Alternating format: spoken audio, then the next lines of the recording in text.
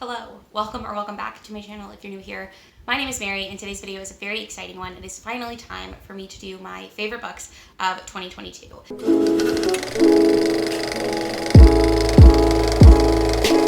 Last year I started doing this video in January because it allowed me to include books that I read in December, and as you will see in this list, I do have, I think just one, but at least one book that I read in December that made my top books of the year. And so without further ado, I am just going to go through these books. I was yet again unable to narrow this down to 10 books, so I am talking about 13 books here out of 169 that I read last year that really are the cream of the crop, the best books that I read and books that I continuously think about. At the end of this video, I will be going through just a rapid fire honorable mentions where I will list all of the other books that could have made this list, but unfortunately did not, just for one reason or another. Also, I wanted to make note of the fact that most of these books are not really in any particular order. They're kind of in the order in which I thought of them or read them. I've sort of shuffled the ones that I feel like really are the top of the top to the back end of this list, so I'm gonna hopefully be sort of building in favorites, if that makes sense. But these aren't actually in this order. If I had done this on a different day, they could have been in a different order, if that makes sense, because I do feel very strong positive feelings about all of these books, and I do highly recommend all of these books, and I do love all of these books. So without further ado, I'm just going to start with my 13th book of the year, I guess, and that is A Heart in a Body in the World by Deb Coletti. This is a YA book. I listened to this on my drive to Nashville for my friend's wedding back in September, and I was enthralled from start to finish. This book is about a girl who decides one day that she is going to run across the United States because she has PTSD. The real reason that she runs across the United States isn't really given to the reader until the end, but it's just that she feels like she has to do something because of something that has happened in her past, and you don't know what has happened in her past until the author reveals it. And I think some people could have teased it out and figured out what it was. I was unable to do so. When things started to get revealed and you started to know what was happening based on flashbacks that she would have to this event that she has PTSD from, is when you would start to get this sinking feeling in your stomach of oh no, because you know where this is going. And I thought this book was very well done. It handles a really heavy subject matter, and so if you are worried about triggers, I would look up trigger warnings for this book. But it's just about this one character and her dealing with this trauma that has happened to her and her way of moving on, and also her way of dealing with the way other people see her now. So it's a lot of her interacting with her parents, her interacting with her sibling, her interacting with her friends, her interacting with her, I think grandfather is who ends up coming with her, and he follows her in an RV, and so she can sleep in the RV at night and then runs during the day, and he just meets up with her wherever she has run to. This book is really, really powerful, and it really made me think, and it gave me a very intense gut feeling, and that's something that I always want to applaud. The next book I'm going to talk about is a book that I actually read in December, and that is my Dark Vanessa by Kate Elizabeth Russell. This is a book about a woman who is in her 30s, and her teacher from her high school has been accused of sexual misconduct, and she was actually in a relationship with this teacher when she was 15 and he was, I think, 42 or something. She has never considered this relationship. She knew it was inappropriate, but she never considered it abusive or an abuse of power or wrong in so many words. She thought it was a loving, consensual relationship, which obviously 15-year-old is not capable of having a loving, consensual relationship with a 42-year-old man. She, as an adult woman, is now being reached out to by the woman who has accused this teacher of assaulting her when she was a student. And she's being asked to share her story, and she doesn't feel like there's anything to share because she doesn't feel like anything wrong was happening. And so we get these two timelines. We get a timeline of her when she's 15 and she's at this boarding school and she's developing this relationship with this teacher, and then we follow that relationship through to when it sort of peters off. We follow various points of that relationship over the years.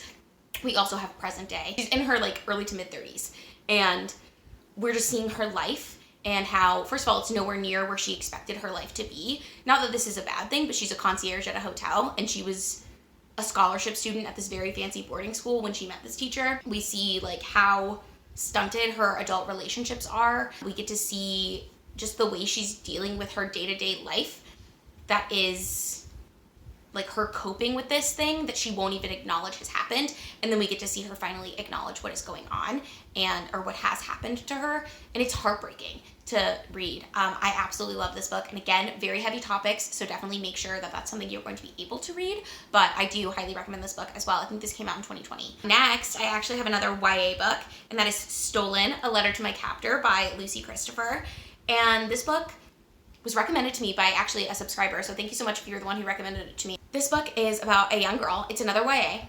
It's about a young girl who, I think she's 15 or 16, and she's at the airport with her family, and then she ends up talking to this man at the airport, and he slips something in her drink, drugging her, takes her through the airport, and kidnaps her, and ends up taking her to Australia. I think the airport is somewhere in Asia. I can't remember where, but she's a British national traveling with her family, and she ends up getting kidnapped and taken to Australia, the Australian outback. I talked about in my favorite settings of all time video that I love books set in the Australian outback because it's almost like the setting is its own character, and there's something about that is so like terrifying to me because I've just never like lived in a desert. I don't think I've even ever technically been to a desert, so the thought of like being surrounded by nothing and the wildlife being so dangerous and the temperatures being so dangerous and the lack of vegetation and water sources being so dangerous is just like absolutely terrifying to me. So that added aspect of her being kidnapped was really, really interesting to me and made this book like very compelling to read. But it's about her experience being kidnapped by this like young man. I think he's in his early 20s, would be my guess. And just like the relationship that they develop, not like a romantic relationship necessarily, but like he's the only other person there. So like the way that she like gets through being kidnapped by him and how it all like turns out was just, it was so compelling to read. I could not put this book down. The next book I want to talk about is another YA contemporary, and that is Ophelia After All by Raquel Marie. This is a new release. It came out this year. I read it in one of my like reading new releases vlogs, so I will link that for you somewhere in case you missed it and want to watch my like active thoughts on a couple of new releases that I read at the same time. This book is about a girl named Ophelia who is bisexual, and she has never really come to terms with the fact that she's bisexual. Like, she's not out, but she's starting to realize that she is. So it's sort of a coming out story, but also it's their senior year of high school. It all builds up to their prom, and it's about her and her group of friends and like the messiness sort of being that age. So she has one friend it's her one like friend that's a girl, and two of the boys that are in their friend group have been in love with this girl forever. And they've always been sort of competing for her affections. She's never dated either of them, I don't think. It's been a while since I've read this, but I remember that like dynamic and that aspect of things is very familiar if you were in a friend group that had a person that two other people, like the conflict inherent in friend groups that turn, I hate to use the word incestuous, but that's what we called it when I was in high school. If you dated within the friend group, it was like becoming too incestuous. And that's sort of what happened in my high school friend group, and it all fell apart. So reading this was very nostalgic for me in that sense, like the sense of dread of things happening, but also just like Ophelia is such a like strong character, and it's about her like trying to decide what she's going to do for the rest of her life because she's at the end of her high school career. She's going to college. Her mom really wants her to study literature, but she wants to study something else. I can't remember what she wants to study. Is it botany? She's really into like flowers and roses, and there's just something so like unique. Like each of these characters felt like their own people. She has another friend who's really into fashion design, and so she like makes different dresses for the girls to wear to prom. The girl who the two boys are fighting over is like nominated for prom queen, and there's just all this like intricate stuff that I felt like the author did a really good job of like laying a groundwork of a surface level thing.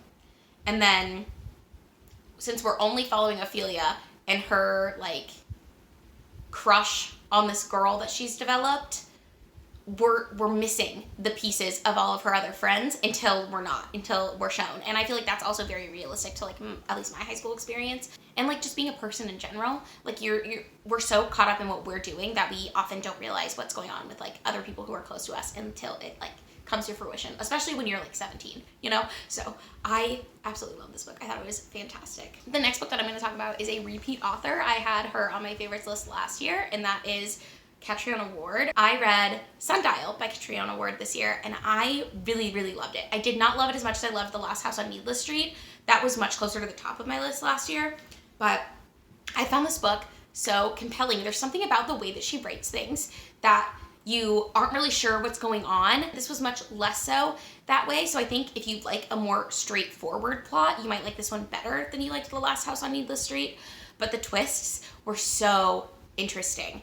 And like the themes that it explored were also like very, very interesting and unique, and I hadn't really seen anything like it before, which I felt the same way with The Last House on Needless Street. So I wonder, for people who have read more books that have twists like these, if it would not be as impactful for you. Sundial is about this woman, Rob, I think her name is. I can't even think about how to describe this. She grew up on this ranch where her dad and her, like, I don't know if it was actually her mom or her stepmom. They never like treated her as their mom. Maybe it was just their dad's like wife. I don't know. I can't remember.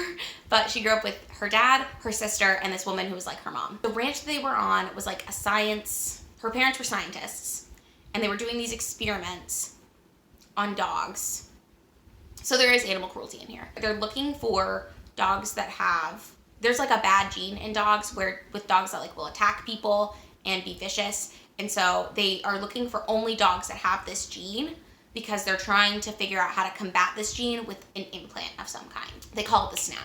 And so it's supposed to make the dogs behave better and not be as like aggressive.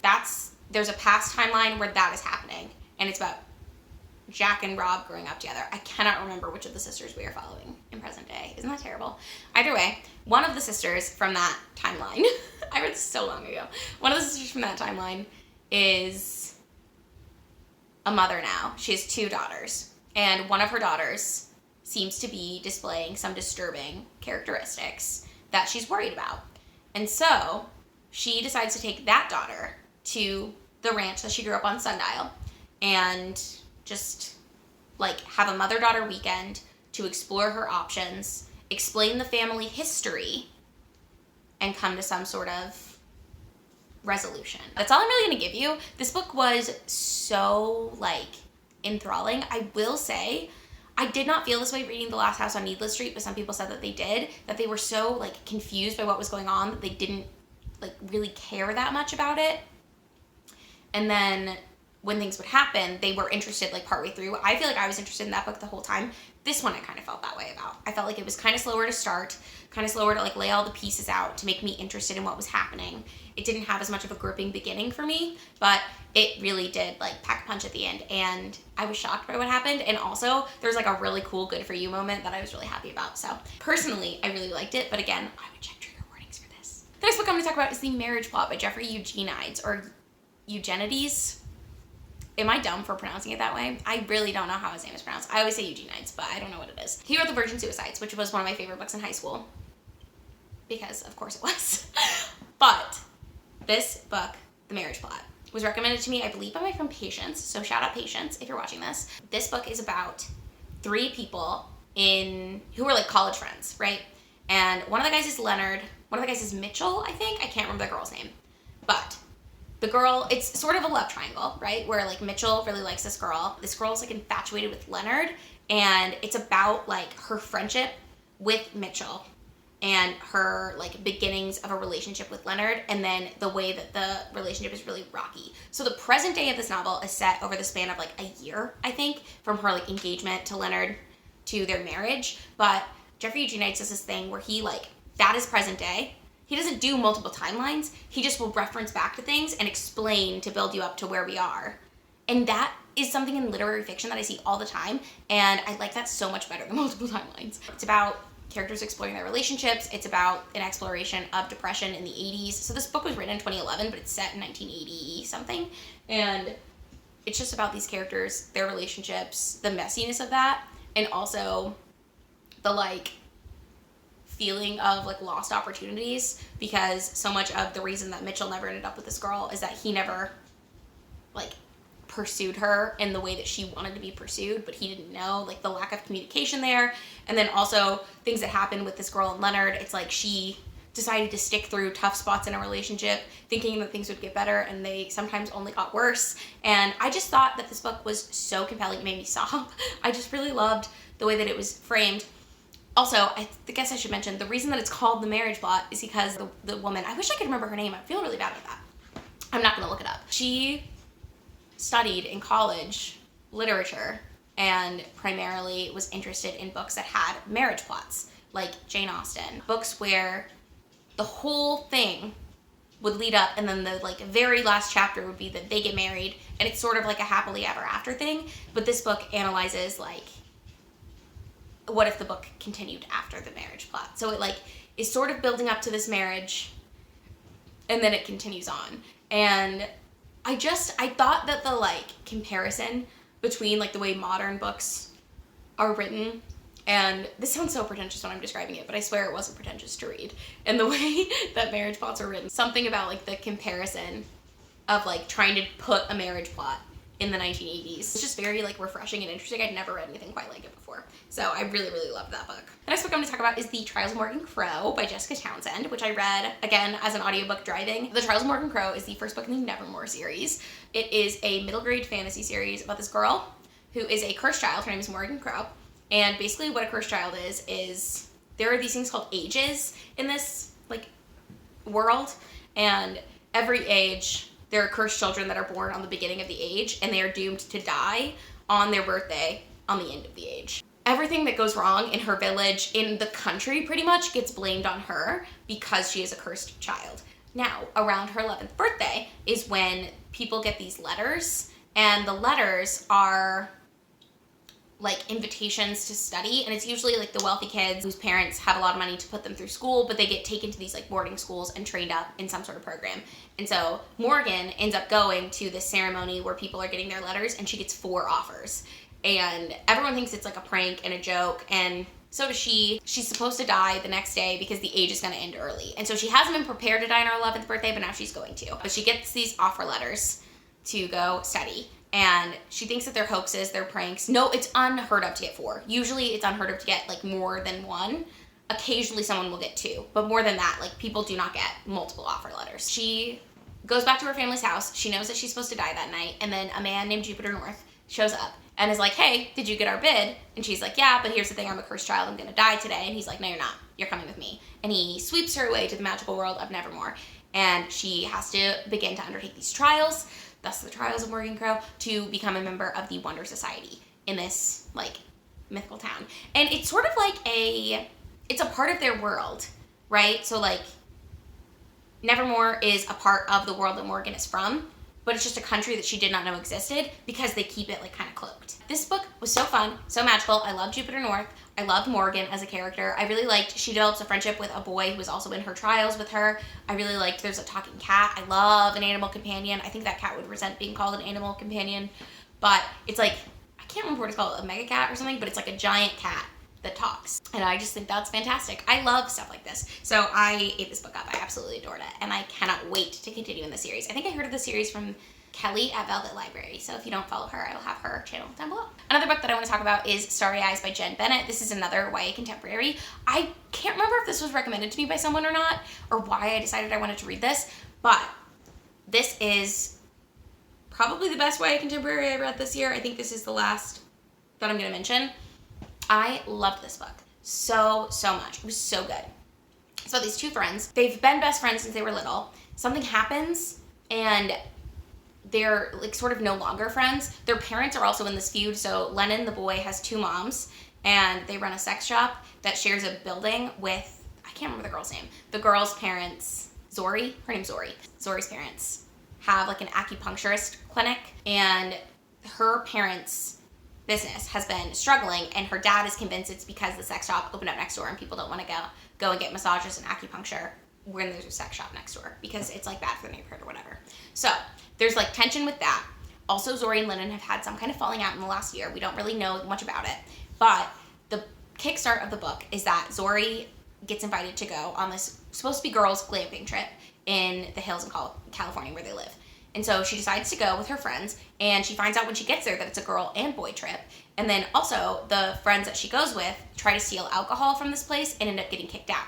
So then they all are on their own camping, and something happens, and Zori and Lennon get separated from everyone else, and they have to find their way back to civilization through these like really dangerous woods, basically. Like, it's not that scary to read, but like there are bears, there is real danger here, but because Lennon is an experienced camper, he is able to help Zori get through it, and also they have to work through their problems because they're forced to be together in really close proximity when they have been like avoiding contact with each other for like 6-8 months, however long it's been since whatever happened. And I really love this book. I ate it up. It's like, Lennon is a kind of love interest that I love, so I was very like interested in him as like teenage me would have been obsessed with him. I also like really loved the setting. I loved the idea that they like Zori really had to rely on him, and I loved that they like just had to do this. I'm not an outdoorsy person by any means, but I just loved the like description of nature and like the outdoorsy stuff in this book. I thought this book was phenomenal. The next book that I'm going to talk about is If You Leave Me by Crystal Hannah Kim, which is set during the Korean Civil War, I believe, the split between South Korea and North Korea. I don't know anything about this historically, so everything I know about this, I know from this book. That's my preface. I love this book. It follows, again, kind of a love triangle of this girl who, her family is forced, like many others, to go to a like refugee camp to get away from like the fighting and the violence when I think she's like 14. She's been there a few years when we pick up with the story, and there's a boy that she's been friends with the whole time she's there. He is a cousin who is from a wealthier family line, and that cousin ends up asking her to marry him, and she accepts it because her family is so poor that she needs something. And so it's about choosing, like, it's about the lives we choose and the choices we make and why we make those choices and whether they work out or don't in the long run. So it's a lot about her missed opportunity with this other person who maybe could have made her happier than the like path she chose, but also how is she ever going to know because she didn't choose that path. This is kind of like a marriage plot, except for this follows them for decades,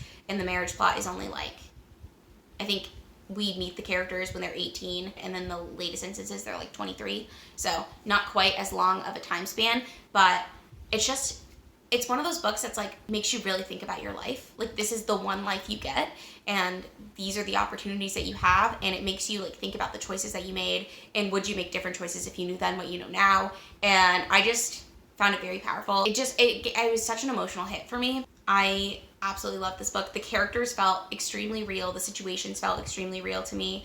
And I'm usually not a historical fiction girly, but some of my top books of the year, you will see, are historical fiction, which is bizarre to me. This one, and I think there's actually only one other one. I absolutely love this book. I can't say enough good things about it, and I think if you haven't read it yet, you definitely should. It's also probably the prettiest cover of any of the books that I've talked about or will talk about. It's like my favorite cover of all time at the moment. So the next book I want to talk about is The Year of the Witching by Alexis Henderson, and this is a YA horror fantasy about witches, and it's set in this town called Bethel. And we follow our main character, Emmanuelle, who her mother died in childbirth. She was a bastard, and she is sort of an outcast in the town for that reason. But there's also a man named the Prophet who has multiple wives, and he is the religious and like political figurehead of this town. And there are all these rumors about how you can't go outside of the bounds of this town because there's witches that will get you. And it's kind of like puritanical-esque, but not, because it's not like the religion is not Christianity. It's Christian based, definitely, because they use a lot of the same like lore. We follow Emmanuelle as she is like discovering secrets of this town, and also discovering that the witches that she's always heard about actually are real, and sort of how to deal with that and how they connect with her and her past. And I love this book. I thought it was so well written. The gory scenes are so well done because there are these curses that the witches put in on this land. And one of them is turning all the water into blood, which is so graphic and gross and gruesome, and I loved it. I thought this book was really, really well done. It's supposed to be the first book in a series, but I've heard rumors that the author is no longer continuing in this series, so I'm tentatively like interested in book 2 if it ever is published, but I'm not like holding my breath. I just imagine it would like continue in the lore of what is going on, which I would read because I loved. Oh, and I read that as part of a horror reading blog that I will link for you. The next book that I'm going to talk about is a nonfiction book that I read called In the Dream House by Carmen Maria Machado. This is a creative nonfiction, I would say. It's a memoir about an abusive relationship told through a metaphor of a dream house. So the relationship is this dream house. The dream house is also the house that Carmen Maria Machado's ex-girlfriend lived in when they were together. And so the whole thing, I don't really know how to explain it because it's not like actually that metaphorical for the most part. Like there are metaphors used, but it's not so heavy-handed in the metaphors that you like can't figure out what's actually going on. But she analyzes a lot of like the abusive relationship that she went through, how long it took her to figure out that it was abusive, and she also talks about like queer relationships as a whole and how the lesbian community in particular has a really bad problem of ignoring abuse in lesbian relationships, in sapphic relationships, because there was this idea in second wave feminism that violence came from men, and because there are no men in sapphic relationships, there could be no violence, so there could be no abuse, which is not true. So it's a lot of like dissecting that and how like that was something that I think lesbians really prided themselves on like creating these communities where toxic masculinity couldn't get in, but how toxic masculinity can still affect, not even toxic masculinity, but like how those dynamics can still present in queer relationships, if that makes sense. So I thought that was really, really interesting, and it's a topic that I hadn't really considered before, and I'm really glad that I did like learn about it. Also, this book made me cry, so you know how it is. Speaking of books that make me cry, the next book that I'm gonna talk about is Hamlet by Maggie O'Farrell, which I read as part of my like reading books that other people DNF'd vlog. I will link for you. This book is phenomenal, I really think. So it's a historical fiction again, I'm shocked, but it's, how do I even describe? So this book is telling the story of Shakespeare's son, Hamlet, after whom the play Hamlet is like written, and it's mostly about Shakespeare's wife. So Shakespeare had 3 kids, I think, at the time that this book was like set, 3 or 4, I can't remember. But it's about like, Shakespeare's never named, by the way. He's never given a name. His wife is named. We follow his wife. We follow their relationship when they first meet. We follow how she was older than him, how his family didn't want him to marry her, but he was infatuated with her. So the way they got to get married was that they got pregnant, and that's how they were able to get married. I don't know if that's true. I don't know how much of this is accurate, but it was so like beautiful to read, and I really felt like Anne was a real character. But it's also about like this one particular summer where one of her kids gets the Black Plague and then dies. And you know that Hamlet dies the whole time.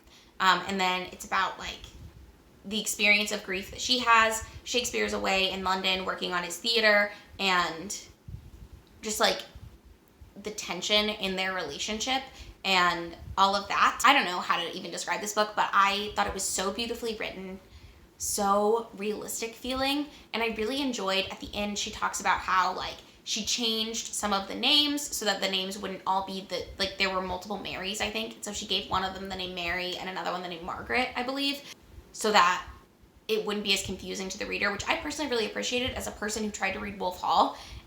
There's like 3 names in that whole book, and everybody has one of those 3 names, and that's too confusing for me. I can't do it. I can't figure out who's who. So I really appreciated the way Hamlet was done, and I think if you haven't read it, you should. It's not that long. It's only like 350 pages. I have it here somewhere. Here it is. It's 300 pages. I love this book. I thought it was fantastic. I cried reading that book as well, so there's a theme. And then finally, I'm going to talk about my top book of the year, and that is Love and Other Thought Experiments by Sophie Ward. This book is so interesting to me. I've never read anything quite like it. So I thought it was a collection of short stories, and it kind of is, but they all connect. They all follow characters that connect to each other in some way, in some form. I don't know how to describe, I don't want to spoil really anything that happens, but the premise that I will give you is there is a lesbian couple, and they have been deciding, going back and forth on whether they want to have a child. They decided they do want to have a child, so one of them is pregnant, and she is starting to get really paranoid that an ant has crawled into her eye and is living in her brain now. And at one point, one of the sections is told from the perspective of the ant that crawled into her eye. And that was the moment that I knew that this was going to be probably my favorite book of the year. And it is. It held up. I want to reread it, but this book seriously, like, blew my mind the way that everything was connected. It starts in, like, our present day and goes into the future. It gets very weird and speculative, obviously, as an ant, but I highly recommend this book. It has really bad reviews, I think, or like pretty mixed reviews.